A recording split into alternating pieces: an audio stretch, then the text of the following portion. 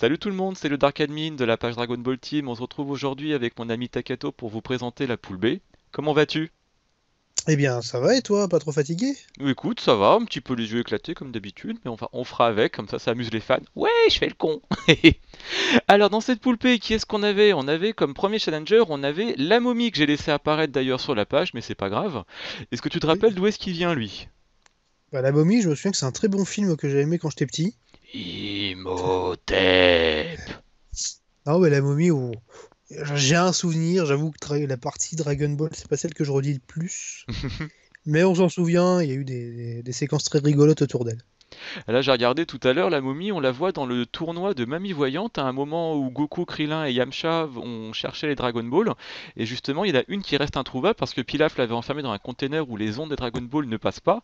Et ils vont demander à Mamie Voyante, qui n'est d'autre que la sœur de Tortue Géniale, où est ces Dragon Ball. Et elle les fait affronter quelques adversaires, dont la momie, qui est un des premiers adversaires à pas tuer mais à défaire Yamcha. D'ailleurs, je me rappelle, ça se passe dans une arène qui s'appelle les Chiottes de l'Enfer et Yamcha a deux doigts de crever dans un rouleau de PQ au fond des toilettes.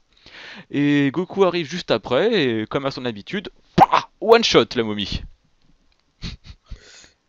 C'est vrai qu'on oublie un peu cette partie, ouais, facilement. Tu m'étonnes. Et pourtant, c'est la partie où tu as le fameux combattant, l'homme invisible, que défait Yamcha après le pissage de sang donné de Tortue Géniale. Je crois qu'il sert juste à voir les seins de Bulma. Exact. Et comme ça, tu vois les titres, c'est les boobs. Je déconne. Alors, deuxième adversaire, nous avions Olong, que j'ai représenté non pas sous sa forme de cochon, mais sous sa forme robotique avec son bol de ramen dans les doigts. Ouais, qu'on voit pendant un fragment de chapitre. Ouais, mais j'aime bien cette forme de robot, tu vois, elle apparaît dans le manga, là, je crois que c'est la deuxième fois où on voit Oolong, la première fois il apparaît c'est en buffle si je me trompe pas, et là il est avec son bol de soupe et à un moment il met le doigt dans la soupe et il accuse Sangoku. Ah qu'est-ce que tu m'as fait espèce d'enfoiré? Et t'as Goku il est devant, mais j'ai rien fait monsieur. Et je crois que c'est la troisième fois qu'on le voit, Ouais. parce que on voit au long, je sais pas si c'est lui ou juste un clin d'œil. Dans une fin ou un tout début de chapitre, on voit une chouette avec la casquette d'Oolong. Ah oui, tu as raison, ça c'est le chapitre Et juste c'est avant furtif. l'introduction, ouais, c'est le furtif, c'est pour annoncer le... À l'époque, Toriyama faisait des petits aperçus entre chaque chapitre. Ils avaient fait pareil pour la tortue de Tortue Géniale quand elle apparaissait sous forme de rocher juste avant, au long. Après, il se rend compte que Sangoku est bien plus fort que lui et il s'enfuit sous sa forme de chauve-souris. Voilà, donc on peut dire qu'à l'époque, Oolong, c'était un des premiers antagonistes, hein, donc Hmm. bon. Tu te rappelles un moment, Bulma lui file un bonbon pour l'empêcher de fuir et dès qu'elle se met à siffler, il chope la chiasse. Ah oui, le bonbon diarrhée. Le bonbon diarrhée, ça serait marrant que ça existe ça. Tu fais des Pour un blagues, patron que t'aimes tu fais pas. des blagues aux collègues. Ouais. Troisième challenger, nous avions un personnage quasiment inconnu du grand public. Nous avons le roi Gourmet qui est le principal ennemi dans le tout premier film de Dragon Ball, justement, encore un personnage de la première saga. Et ce personnage, il nous apporte une sacrée morale justement parce que Sangoku arrive à le défaire à la fin du film. Il ne le tue pas, le personnage reprend sa forme de petit être et dans le film, il faut savoir que c'est un personnage qui a besoin de manger à chaque fois de la nourriture toujours meilleure à chaque fois pour ne pas mourir. Et à la fin du film, quand il a été vaincu, une petite fille lui apporte une simple pomme et il se rend compte que finalement, ce sont les choses les plus simples qui sont les meilleures. Ah, ça, oh là là, puis alors là, pour te dire, je m'en souviens même plus. J'ai pas beaucoup vu ce film, vu que les trois premiers films Dragon Ball Hmm. étaient des réécritures, tout Oui, simplement, tout à fait. des débuts de la série, donc bon, pas. Ça se passait pas à mettre dans le canon global, même si les films sont pas canoniques de manière générale, là c'était vraiment à part. Oui, c'était totalement à part, une nouvelle trame, enfin on reprend à peu près la trame principale, la rencontre avec Bulma, Tortue Géniale, Krillin, Tenshinhan, mais dans des contextes complètement différents. Le troisième film, si je me trompe pas, Chaos est même un empereur, et Oui, c'est un empereur, Tenshinhan ouais. son suivant.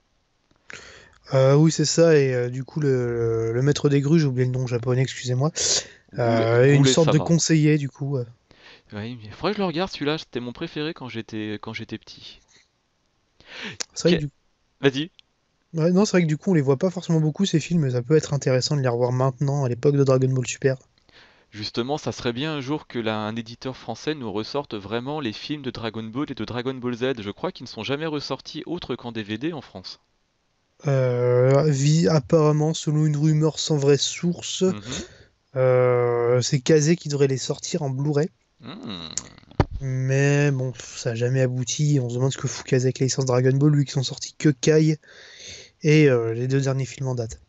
On verra bien de toute façon.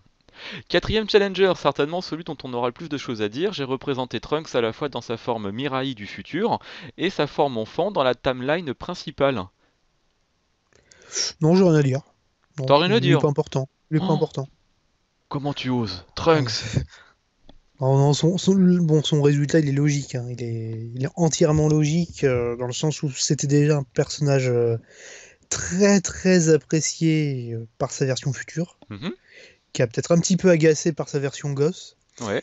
mais qui reprend peut-être du poil de la bête du fait de ses interactions avec sa version future dans les tout derniers épisodes. Des Mhm. interactions super intéressantes, hein, j'ai trouvé d'ailleurs. Je sais pas ce que t'en penses toi. Dans les interactions, c'est-à-dire dans DBZ ou Dragon... DBS? Dans Dragon Ball Super, dans les deux derniers épisodes en date. Là, il commence à. J'ai pas regardé le dernier encore. Là, le 60 est sorti hier pour nous. Et je l'ai juste vu en VO. Et c'est vrai que j'aime bien l'interaction qu'il a avec son petit lui du futur où il lui explique, écoute, ça va être à toi de défendre la Terre plus tard. Dans mon époque, elle a entièrement été ravagée par les cyborgs. Il commence. C'est vrai que c'est bien. Et du coup, est-ce que ça va donner un rôle plus important au petit Trunks? Vu que, bon, on se doute que celui du futur ne réapparaîtra plus après l'arc en cours. Hmm. Donc à voir si ça va lui donner un rôle. En plus, sachant que Trunks il a un peu développé, mais Goten, alors lui, ignoré complètement. Goten a disparu, Dragon Ball Super. Le petit Trunks, ça serait l'occasion justement de revoir la nouvelle génération dans Dragon Ball Super. Maintenant que Chibi Trunks a compris comment dire, le rôle qu'il pourrait avoir au sein de la planète, c'est possible qu'on le voit s'entraîner sérieusement avec son père ou avec Goten justement à la fin de l'arc Black Goku peut-être. Pour justement introduire le tournoi intergalactique que l'on va avoir et justement peut-être avoir les enfants ou quelque chose comme ça en tant que challenger. Ça sera intéressant vu que, bon, qui nous évite de refaire un Trunks façon Dragon Ball GT qui n'était ni plus ni moins qu'un Gohan de Dragon Ball Super, c'est-à-dire un mec qui ne s'est plus vraiment entraîné car temps de paix oblige. Oui, Et bon, si à la fin on se retrouve avec des Goten, Gohan et Trunks qui ne s'entraînent plus, ça ne serait pas intéressant en termes de personnages. ouais, tout à fait. Qu'est-ce que tu en penses du fait d'avoir ramené Trunks du futur dans Dragon Ball S? Une bonne idée? De la facilité? Qu'est-ce que t'en dirais, toi? Bah, de la facilité dans le sens où c'est du fan service parce que fallait faire quelque chose qui marche dans Dragon Ball Super, mais d'un autre côté, il y a quelque chose d'intéressant, puisqu'il est toujours intéressant de voir le futur de Trunks se développer, Mhm, de voir comment Trunks a évolué suite à ça. mhm. Et c'est ces interactions avec Mike qui sont assez intéressantes aussi, je trouve, histoire de donner une petite love story au personnage. D'un côté, il a une love story, donc on lui donne un peu de joie après tout ce qu'il a subi, Mhm, mais de l'autre, on le fait trinquer encore plus en tuant sa mère, sous ses yeux. c'est vrai. Donc, mais bon, après, c'est un plaisir de revoir le personnage, et surtout, il a apporté des petites choses à l'arc, il aura peut-être un impact sur le Trunks, il a un impact sur Vegeta qui, du coup, tu n'as pas vu l'épisode, mais montre un peu son rôle de père. Je veux Mhm, pas trop en dire. C'est une réaction qu'il a dans l'épisode 60. ouais. Bon, il a aussi permis de développer la situation du futur, notamment dans le manga Toyotaro, mais ça reste de l'ordre du fan service. Mhm. Non, il y a des choses sympas qui sont apportées. Ça évite la platitude de l'arc précédent, qui avait des petits moments sympas comme le combat contre Hit, mais qui n'était qu'un tournoi finalement. Oui. J'ai regardé, enfin l'épisode, je l'ai pas vu en bonne qualité, je l'ai vu en direct depuis le Japon à 2 heures du matin et le passage quand même qui m'a le plus marqué, enfin je comprenais pas les dialogues, mais c'était quand même le moment où il donne le Sanzu à Mai à travers le premier baiser, je crois, que l'on voit de tout Dragon Ball depuis 30 ans. Ouais, c'était un passage beau et fort quand même, sachant que généralement on montre pas trop les gens s'embrasser. Hmm. Même si ça, je ne sais pas si tu as percuté la scène qui a suivi où Goku Et est Goku, étonné. et Goku, ah tu fais Ouais, ça toi! ouais, parce que Goku n'a jamais embrassé Chi-Chi, c'est-à-dire même quand ils ont niqué, il ne l'a jamais embrassé. Goku, et C'est l'éternel, putain, pour un peu tu te dirais, en fait sa femme c'est la Sainte Vierge, elle a eu des enfants, c'est pas comment, hein. c'est ça. Et bon, après, c'est un autre sujet, mais le traitement de Goku me gonfle de manière assez incroyable. Mais ce n'est pas le sujet. Épisode après épisode, il devient de plus en plus neuneux dans DBS. C'est vraiment s'il y a vraiment un gros point noir à Dragon Ball Z, au-delà des graphismes, le traitement de Son Goku qui est insupportable. C'est clair. Tellement il chie à la gueule du personnage, du héros qu'il est, de l'icône auprès des jeunes que nous étions. Désolé de la petite parenthèse, hein, On t'en je fout, me pas de calmerai souci. après. Si on aime Goku, c'est parce qu'on l'a découvert gosse, qu'il était un espèce de gamin un peu débile à la base, Mhm. mais qui est devenu un père responsable ensuite, qui aimait se battre, mais père responsable. Et voilà ce qu'ils en font dans Dragon Ball Super, merde. Mais ils en font un abruti de première qui ne sait rien à la vie, qui n'est pas capable du moindre respect. Pourtant, il a quand même eu des maîtres avec un très bon niveau. Son grand-père, Tortue Génial, il a eu Kaio, il a quand même côtoyé le vieux Kaioshin. Avec tout ça, il a de quoi faire pour monter en intelligence. Il a jamais été bête dans Dragon Ball Z. Et là, il est demeuré. Il n'y a pas d'autre Juste- terme. Justement, l'intérêt de l'aspect générationnel de Dragon Ball, c'est de partir de cette espèce de gosse complètement débile, Mhm. de t'en faire progressivement un adulte responsable, bon, toujours hein, avec des petites réactions neuneux parfois, mais qui a gagné en maturité parce qu'il s'est entraîné, il a eu des mentors, il s'est marié, il a eu des enfants, Ouais. qui est devenu un père terrien, Surtout plus que le simple Saiyan à vide de combat. à la fin de DBZ, il devient mentor pour Oob. Là, tu te dis que c'est le personnage posé qui est capable de transmettre quelque chose. Là, dans DBS, c'est une régression pour moi. Ah, c'est une régression totale, oui, c'est du non-sens. Vraiment, les scénaristes, Et ils ont fait n'importe je quoi. ne comprends pas. Et quand bien même Toriyama il dirait de faire ceci, cela autour du personnage, pourquoi il n'y a personne pour le rappeler à l'ordre? C'est clair. Dernier personnage de cette poulpée, nous avons Vados, l'assistante, ou plutôt la mentor, si c'est comme pour Beerus, l'assistante ou la mentor de Champa. Et la sœur de Whis. Et la sœur de Whis est également la première femme ivre-morte sans arrêt qui se boit du Calvados. Désolé. Oh la blague. Oh la blague. En même temps, je l'expliquais sur une autre poule, les ennemis principaux dans Dragon Ball Super ont tous des noms issus d'alcool. Tu as C'est vrai. Beerus avec la bière pour beer, tu as Vados pour le Calvados, Champa pour le Pas de champagne, champagne, ouais. le Saiyajin rosé pour le rosé, et celui que j'oublie, Whis pour le whisky. C'est vrai, ça se tient. Alors après, est-ce que les prochains adversaires seront aussi de cet ordre-là? Bon, Hit n'était pas vraiment un adversaire, Hmm. un compétiteur seulement. Donc à voir. C'est rigolo. Bah, après, ça reste dans l'optique Dragon Ball à mettre des noms issus de véritables choses pour tous les personnages. Bon, si nous C'est mettent de la rigolo. vodka, je paye ma tournée. Oh, il y en aura peut-être un. Peut-être, on verra. Révélons maintenant les résultats de la poulpée. Alors, le dernier, ça ne m'étonne pas, il est totalement inconnu ou presque, le film a été oublié pour la plupart d'entre vous. Le Roi Gourmet n'a obtenu aucune victoire. J'ai même eu un nombre de commentaires incroyables, mais qui est le Roi Gourmet? C'est pas étonnant. C'est pas étonnant, sachant aussi que les films Dragon Ball Z, je dis pas OAV, pas OAV, films, hein, vraiment des films, Mhm. sont très connus parce qu'ils sont sortis sous plusieurs montures en VHS et tout, dans les kiosques à journaux, en VHS normal, que je crois que les films Dragon Ball ont juste une seule sortie VHS Oui, où les trois films étaient compilés sur une cassette, et après basta. Donc c'est peut-être aussi pour ça qu'il est moins connu. le seul film Dragon Ball, c'est celui qui reprend la moitié du manga jusqu'à la fin de l'armée du ruban rouge, qui est ressorti bien plus tard avec des graphismes soignés. Il est Oui, sorti, je crois, après Dragon Ball GT, justement, où la volonté de la Toei était de refaire un peu Dragon Ball avec les graphismes avancés de Sangoku. Il n'était pas petit, joufflu et bouboule. mm. Et d'ailleurs, il a la tenue de GT, je crois, dans le film. Oui, tout à fait. Il a sa tenue bleue. Voilà, et avec même des OST de Dragon Ball GT au sein du film, Hmm. il me semble. Quatrième personnage, nous avons la momie. C'est pas étonnant non plus. C'est pas étonnant, et c'est peut-être sympa que quelques fans le soutiennent. Hmm. Troisième, nous avons Olong. J'aurais bien aimé qu'il soit qualifié en 32e. En même temps, face à Vados qui a fini deuxième et Trunks, le pauvre Olong, à part faire du repêchage, il n'avait aucune chance de se qualifier dans cette poule P. Ouais, mais Oolong, il a affronté Beerus. Bon, au Oui, Janken, hein, mais il a affronté Beerus quand même. il a affronté Beerus. Il a gagné ou il a perdu, je me rappelle plus. Il a perdu. Il a perdu et il s'est pas pris un Aikashi. Non, mais c'était justement le sort de la Terre qui était en jeu, par je ne sais plus trop quelle pirouette. Bon, ça a été calmé. Mais ouais, ouais, il avait perdu au Janken contre Beerus, semble-t-il. C'est ce qui me semble aussi.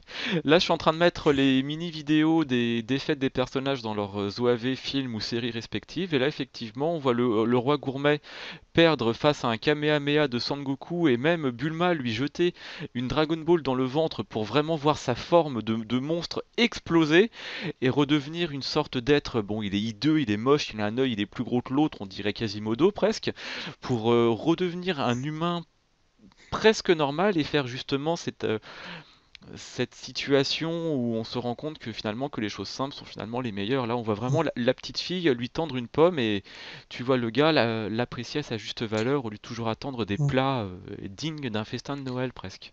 Et d'ailleurs, du coup, il ne meurt pas, mais quand les Dragon Ball font apparaître Shenron dans lui, donc le font exploser, Mhm. cette scène, du coup, je viens de me rendre compte, a été reprise dans l'une des adaptations pas légales de Dragon Ball, les adaptations philippines, Ouais. où c'était le roi Cornu cette fois, meurt de cette façon, c'est-à-dire que il cachait les Dragon Ball dans son corps, Mhm. et Goku lui fout la septième Dragon Ball en lui pour le tuer en faisant apparaître Shenron. Ah, pas mal comme anecdote. Et voilà, c'était repris en fait du premier film, visiblement. Je ne pense pas que ce soit une simple coïncidence. Mhm. En même temps, dans les adversaires de Sangoku, c'est soit il meurt d'un Kamehameha, soit d'un Genkidama en général. Voilà, mais là vraiment, les Dragon Ball dans le corps, bon, ça a été repris. C'est rigolo qu'il soit du coup inspiré d'un film plutôt que du canon du manga, quoi. Hmm, t'as raison, c'est vrai que ça change un petit peu également. Là, pendant qu'on discutait, j'ai mis la mini vidéo de la défaite de la momie. Et effectivement, la momie, on dirait plutôt du PQ qu'il est autour de lui quand même. Oh, c'est le côté grotesque donné par Toriyama, c'est marrant. Surtout dans un combat qui se passe dans les chiottes de l'enfer, comme dirait Mami Baba. Mami Baba, Mami voyante pour être correct. Mamie voyante, ouais. Et là, Qu'on ne j'ai mis revoit plus. la dernière défaite. Franchement, j'adore cette scène avec Olong qui met son doigt dans le bol de soupe de ramen. Et c'est chaud, ça brûle, j'ai mal. Salaud, comment as-tu osé? Et là, t'as Goku, il lui met PAM! Tiens, dégage!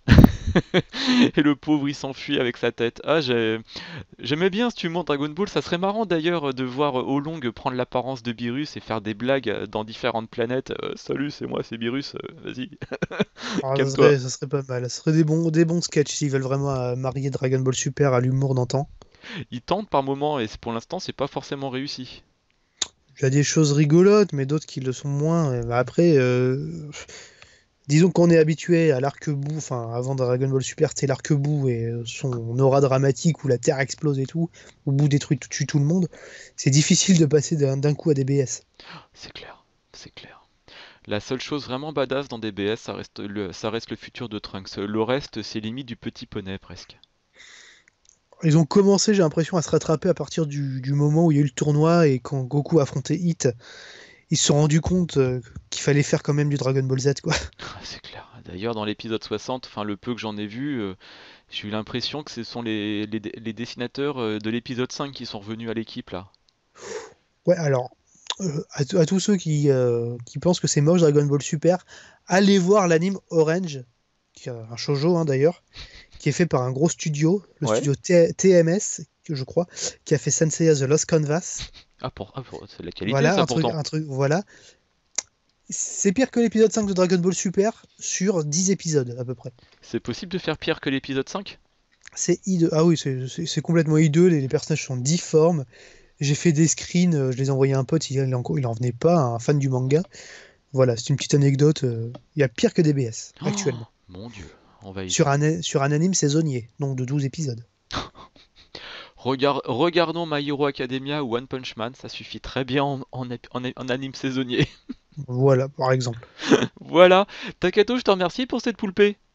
Mais de rien, mais je crois qu'on n'a pas fini les résultats, si? Si on a fini. Moi, j'ai juste pas fait le résumé. Alors, Vados 9ème, Vados 9 points qualifié, qualifié. Et Normal. Trunks qualifié également avec les victoires sur tous ses combats. Quelle surprise. Quelle surprise! Et d'ailleurs, est-ce que tu crois que j'ose révéler contre qui va tomber Trunks en 32e? Allez, ça serait une exclue pour ceux qui osent regarder la vidéo. Alors, l'exclu, écoutez tous, Trunks va tomber contre Gohan. Et Si ça, n'allez c'est pas de la symbolique. Ça c'est pas... Et en plus, si tu veux, le tournoi, j'ai créé les poules et la grille du championnat c'était à la fin juillet, et j'ai fait exactement les 32 combats, c'est-à-dire je suis parti premier de la poule A contre le deuxième de la poule Z6, et je suis remonté comme ça en partant dans les deux sens. Et là, j'ai vu Trunks et Gohan, et en plus, j'ai fait vraiment l'enfoiré extrême, c'est-à-dire que j'ai pris la version Mirai de Gohan contre la version de Mirai Trunks quand j'ai fait l'image. C'est salaud, Je ouais. Là, sens que je vais me faire pourrir. là, tu vas te faire pourrir, ouais, c'est clair. Et il y a d'autres combats un peu what the fuck, un petit peu finale avant la finale dans les 32e, et vous verrez dès ce samedi pour ceux qui seront là, et j'espère que vous serez nombreux à suivre la suite du tournoi. Mais oui, moi j'espère en tout cas être là pour de nouvelles présentations. J'espère. Et je te dis à très très vite, et pour vous tous, n'hésitez pas à suivre Takato sur Manga News, c'est un des chroniqueurs de ce site, et il fait vraiment du très bon boulot. D'ailleurs, dès Bon, ce soir, je vais merci. partager un de ses articles, et vous pourrez consulter et voir son style. D'ailleurs, histoire de teaser un peu en rapport avec Dragon Ball, Mhm, beaucoup d'interviews à venir vont parler de Dragon Ball, ce sont des personnalités autour de Dragon Ball. mhm, Le chanteur des génériques de Dragon Ball Kai, par exemple, des comédiens de doublage qui ont fait la VF de Dragon Ball, c'est à mhm. venir aussi. Ouais. Et ceux que tu auras partagé quand la vidéo sera publiée, Hironobu Kageyama, que j'espère on n'a pas besoin de présenter. Quand est-ce que tu fais l'interview d'Ariane et de Bernard Minet? Bernard Minet, je vais jamais au salon où il se trouve, mais j'aimerais bien. Ça serait drôle. Je t'en remercie en tout cas de m'avoir accompagné sur cette poule. Mais merci à toi, Arnaud. Et à tout le monde, bah, on se dit très rapidement. N'hésitez pas à mettre un petit pouce like sur la vidéo, abonnez-vous à la chaîne et partagez la vidéo auprès de vos amis, ça nous fait plaisir et on se retrouve très vite pour la suite du tournoi. Salut tout le monde! Ciao!